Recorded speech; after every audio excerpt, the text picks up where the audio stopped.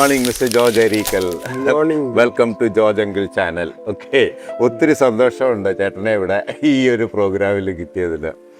Okay, ദീർഘനാൾ ജർമ്മനിയിൽ താമസിച്ചിട്ട് ഇപ്പം നമ്മളുടെ ഓൾഡ് ഏജ് ഹോമിൽ വന്ന് നമ്മൾ ഒന്നിച്ച് കൂടിയിരിക്കുകയാണ്.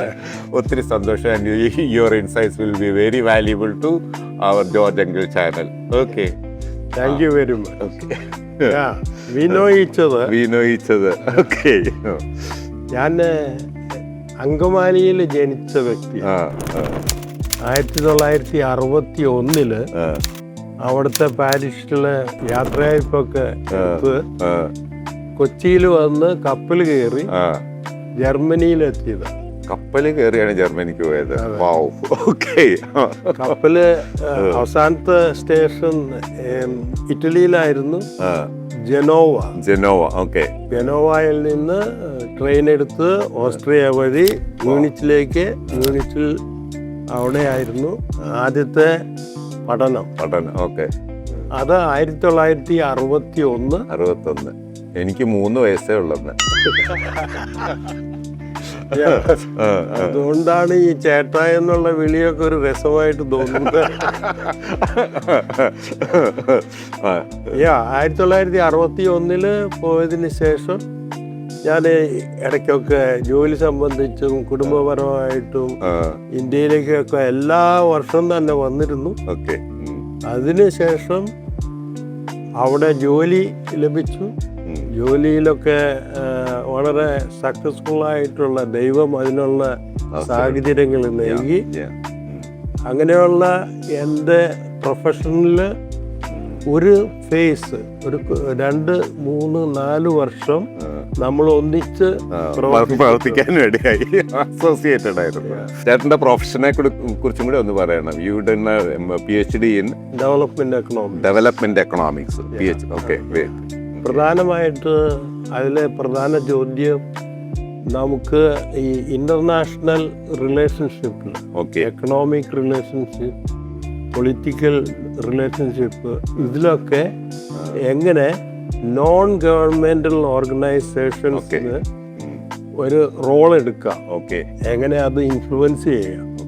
പ്രത്യേകിച്ച് പാവപ്പെട്ട രാജ്യങ്ങളെന്ന് പറയപ്പെടുന്ന രാജ്യങ്ങളിലെ മനുഷ്യരും വളരെ ഡെവലപ്ഡ് ആണ് എന്ന് പറയപ്പെടുന്ന രാജ്യങ്ങളിലെ ജർമ്മനിയിലെ പോലെ, അമേരിക്കയിലെ പോലെയുള്ള അവിടെയുള്ള ജനങ്ങളും തമ്മിൽ എങ്ങനെ ഒരു പാർട്ട്ണർഷിപ്പ് ആകാം, പരസ്പര സഹായ സഹകരണം. അതാണ് എൻ്റെ പ്രധാന സ്പെഷ്യലൈസേഷൻ എന്ന് പറയും. ഞങ്ങളും അതുപോലെ തന്നെ കുറേ പാവപ്പെട്ട ആൾക്കാരെ സഹായിക്കാനും സംഘം ചേരാനും. എനിക്ക് ആക്ച്വലി സോഷ്യൽ വർക്ക് സ്കില്ല് കിട്ടിയിരിക്കുന്നത് ഈ ഒരു NGO സെക്ടറിൽ വന്നിട്ടാണ്. ബേസിക്കലി ഞാനൊരു എയർക്രാഫ്റ്റ് ടെക്നീഷ്യനായിരുന്നു. സ്ക്രൂ ഡ്രൈവറും പ്ലെയറും കൊണ്ട് വിമാനം നന്നാക്കുന്ന പണി ചെയ്തുകൊണ്ടിരുന്ന ആൾക്കാരെ എനിക്ക് മനുഷ്യരുടെ ഇടയിൽ അവർക്ക് കാരണമായ ഓരോ റിപ്പയറുകൾ ചെയ്യാൻ വേണ്ടിയിട്ട് അവസരം ഉണ്ടാക്കി തന്നത് ഈ NGO സെക്ടറിലേക്ക് വരാൻ ഇടയായത് കൊണ്ടാണ്. അതും മനഃപൂർവ്വം വന്നതല്ല, ജോലി അന്വേഷിച്ചു വന്നതുമല്ല. Somebody has put me over there. So എൻ്റെ ഉറച്ച വിശ്വാസം എന്ന് പറഞ്ഞു കഴിഞ്ഞാൽ ഒരു പ്രപഞ്ച സംവിധായകനുണ്ടെന്നുള്ള. ആ സംവിധായകൻ ഒരു പ്ലാനുണ്ട്, ഓരോരുത്തരെ കൊണ്ട് ഓരോ പണി ചെയ്യിക്കാൻ. ആരാണ് നല്ലത്, അല്ലെങ്കിൽ ആരെ കൊണ്ട് ചെയ്യിക്കുന്നതാണ് നല്ലതെന്ന്. അതുകൊണ്ടായിരിക്കും ഈ സംവിധായകൻ നല്ല മനുഷ്യരെ മാത്രമായിട്ട് സൃഷ്ടിക്കാത്തത്. എല്ലാ മനുഷ്യരെയും.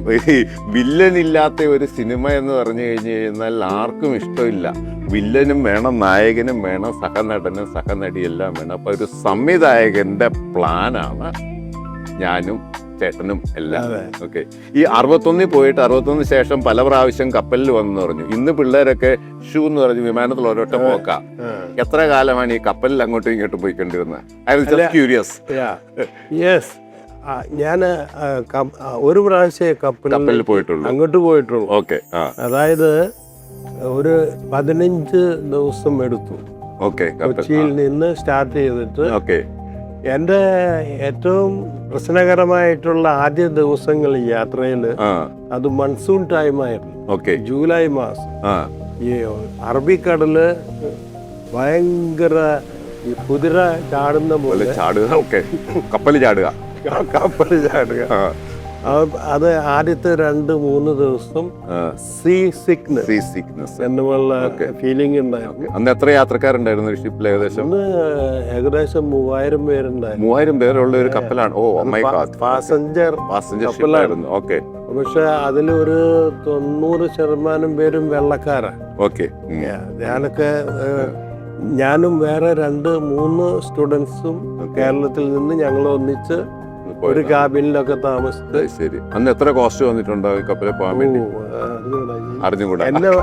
എന്നെ വാസ്തവത്തില് അയച്ചത് നമ്മുടെ കർദിനാൾ പാറേക്കാട്ട് തിരുമേനി അയച്ചതാ. ഓക്കെ. ഓക്കെ. അപ്പൊ ആ തിരുമേനി അയച്ച 3-4 പേര് ഒന്നിച്ചാണ് ഇതിൽ പോയിരുന്നത്.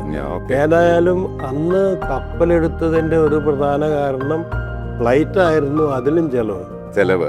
ഇന്ന് നേരെ എതിരാ. കപ്പൽ ഈസ് മോർ എക്സ്പെൻസീവ് അല്ലേ? അതെ, തീർച്ചയായിട്ടും.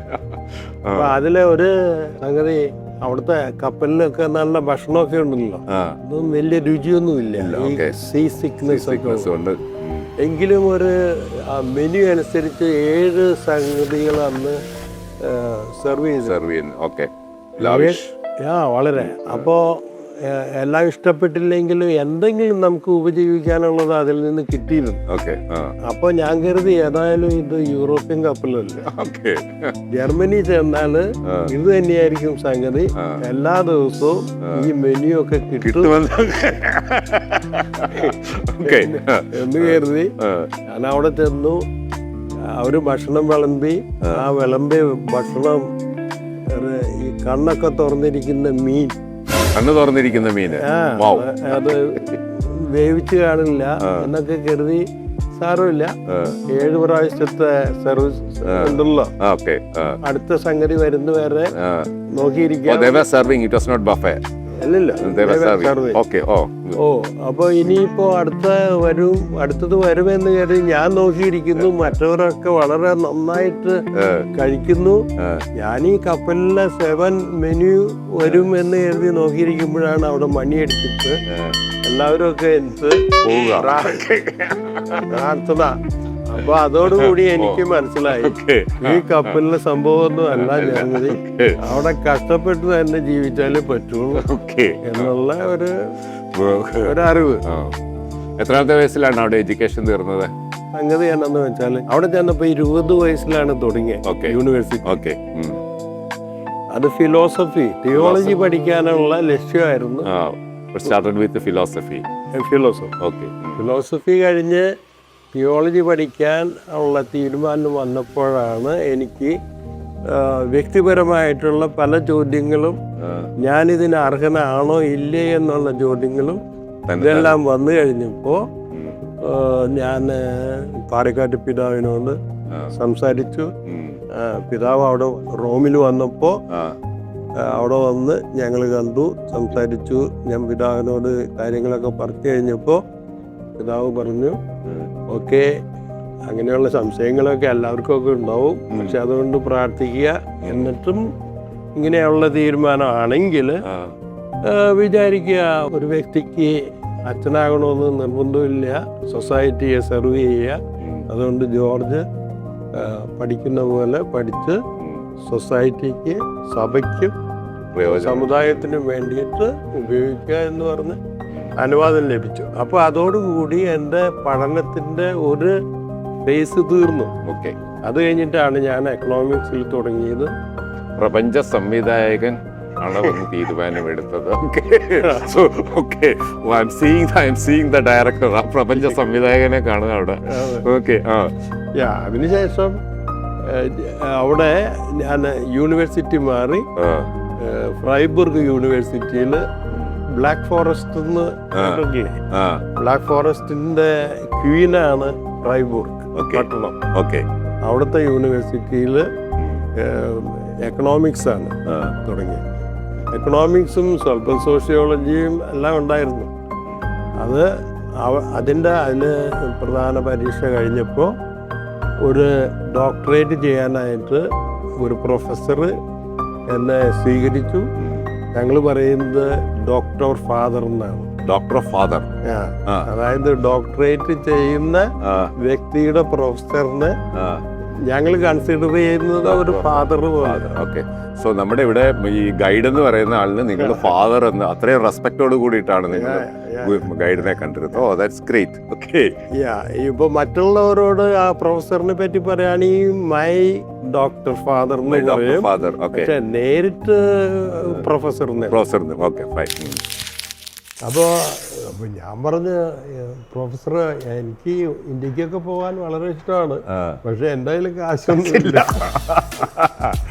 ഫുഡ് ഫോർ വർക്ക് അതൊരു വലിയ പ്രോഗ്രാമായിരുന്നു ആ സമയത്ത്. ആദ്യമൊക്കെ നമ്മൾ കരുതും എല്ലാം വളരെ നല്ല കാര്യം, ഹങ്കർ ഫൈറ്റ് ചെയ്യുന്നതാണുള്ളത്. പക്ഷേ എക്കണോമി ഓടണമെന്നുണ്ടെങ്കിൽ ബൈയിങ് ആൻഡ് സെല്ലിങ് അവിടെ നടന്നെങ്കിലേ പറ്റത്തുള്ളൂ. ഈ ഗവൺമെന്റ് സൈഡ് പറയുന്ന ചൈനക്കാർ പറഞ്ഞിരിക്കുന്നതാണ് ഫിഷ് കൊടുക്കുന്നതിനേക്കാൾ മീൻ പിടിക്കാൻ പഠിപ്പിച്ചു കൊടുക്കണം എന്നാ.